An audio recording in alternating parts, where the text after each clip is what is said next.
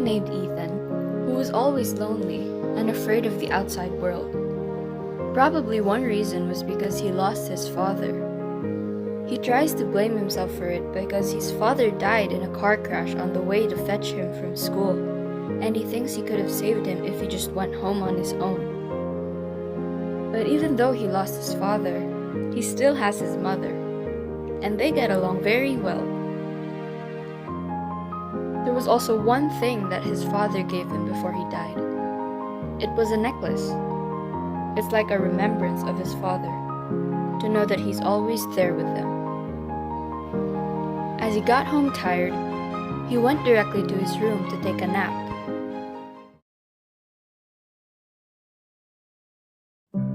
Where am I? It was the first thing he said as he woke up in a different place.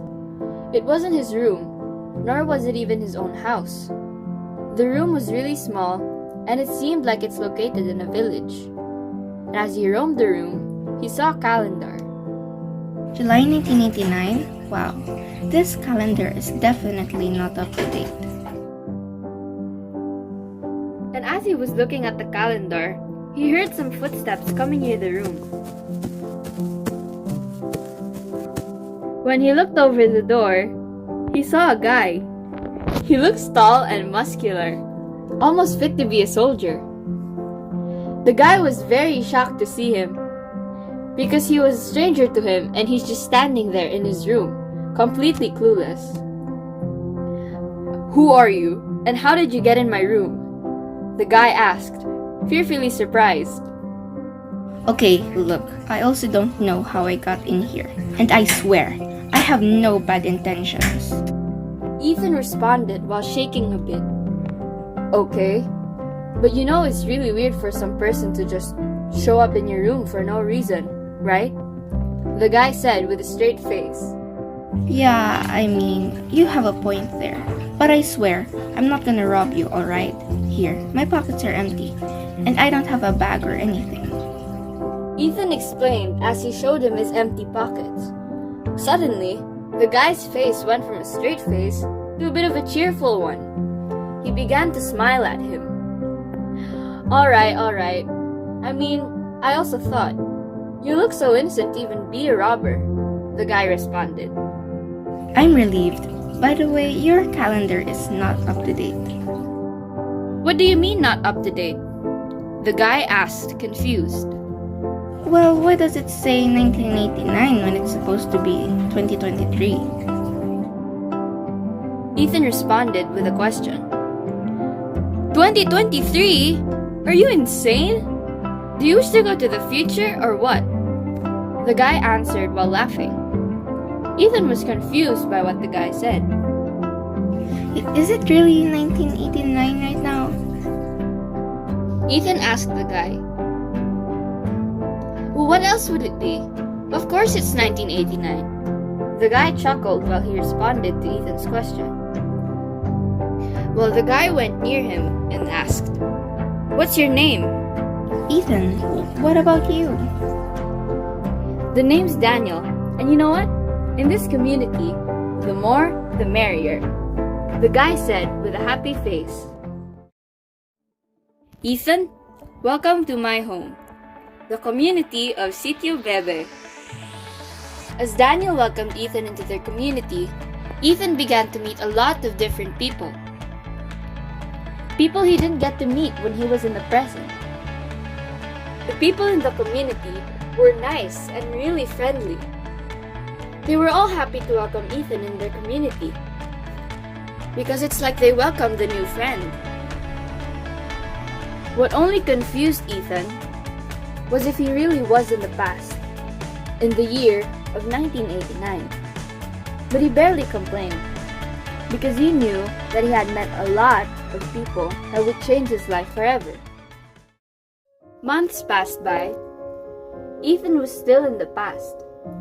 He got used to their community. He realized that there may be bad people, but the people in this community were the complete opposite. He spent a lot of time with them. He even told Daniel about his story and how his father died, and all that's left of him is his mother.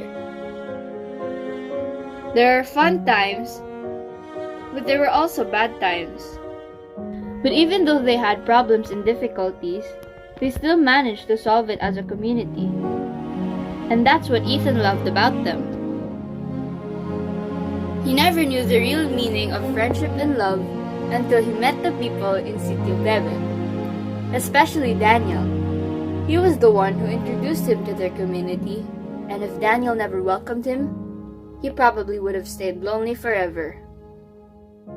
With his experience in the community of Sitio Bebe, he also realized that their community needs great help. Their community may sound happy and cheerful, but they lacked a lot of everyday needs like food, water, and medical kits.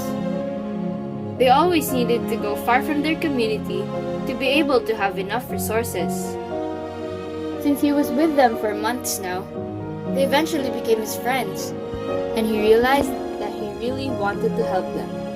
So, he had thought of an idea on how to help them. He thought of creating a fundraising concert.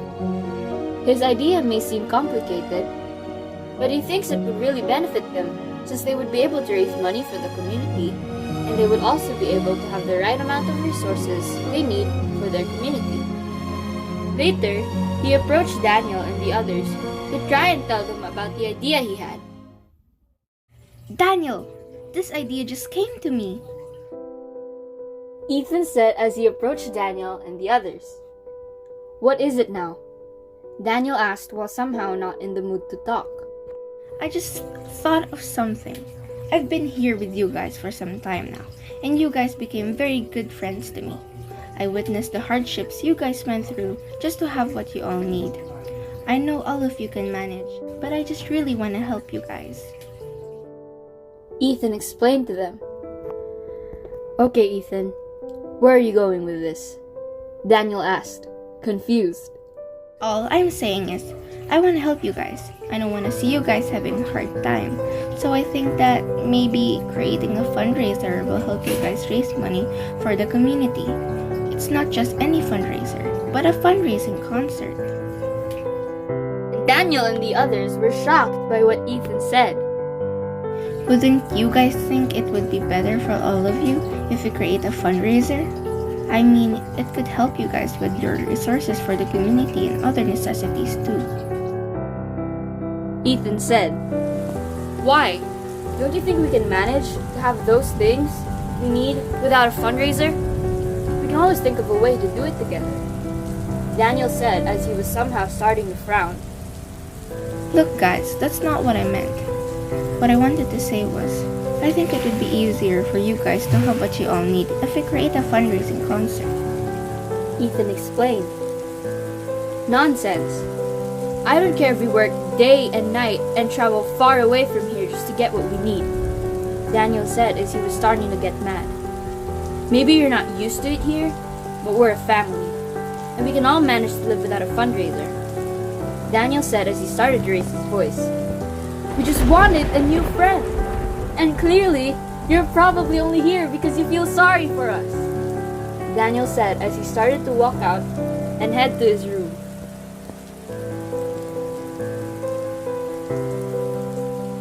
Ethan was confused and started to regret what he said. He wanted to help them, not because he feels sorry for them. He wanted to help them because they're his friends, his family, and clearly, Daniel misunderstood that. Later on, the people in Sitio Bebe realized that maybe Ethan's idea was actually a great plan. They do need some other help too. So Ella, a villager in the community of Sitio Bebe, tried to talk to Daniel about it. Daniel didn't really agree with it at first, but Ella really tried to convince him that it's a great way for their community to grow and also to have the necessities they need. So Daniel finally realized that Ethan's idea could really help them. He went out of his room and tried to look for Ethan because he wanted to apologize. As he approached Ethan, he apologized for getting mad a while ago. He also mentioned his plan about the fundraiser, and he said he wanted to talk about it. After months of planning with the community, they managed to create a fundraising concert that could help Sitio Bebe. After the fundraising concert, they managed to allocate the money for necessities like food, water services, and medical kits. They were all happy and they got the resources they needed. But before he actually went back to the present, he talked to Daniel once again.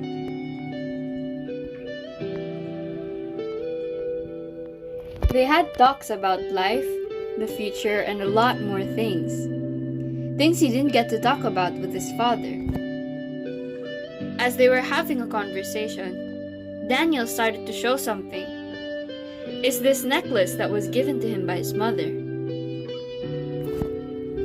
Tears started to fall from Ethan's eyes because he realized that it was similar to the necklace his father gave him. He now realized that the guy he was with was his father when he was young. He was meant to save Sitio Bebe because it gave him the chance to actually help his father. But after helping them, and after talking to Daniel, who actually turned out to be his father, he realized it was actually time for him to go. He thought that the reason he was brought here was because he had to help a great community like Sitio Bebe and to also finally help his father. It was getting late and they needed some sleep. He wasn't ready to say goodbye to them yet, but he had to. And as the moment he fell asleep, his last words in his head were, Goodbye, 1989. It was another sunny morning, and as Ethan woke up, he realized that he was back in his room. And the first thing that came to his mind was the community of Sitio Bebe. He got curious about what happened to their community. He was wondering what the people there are doing right now, here in 2023. Days later, he decided to search for their community on the internet. As he pressed the enter button in his phone, he saw the exact same community he was welcomed to in 1989. While he was browsing through the internet, he saw where the community was located, and he decided to go and visit the community of Sitio Bebe once again. And as he arrived, he was so happy to see a community that has now developed and is now doing better. And in the end, with all the struggles that he faced, he still got the chance to help his father.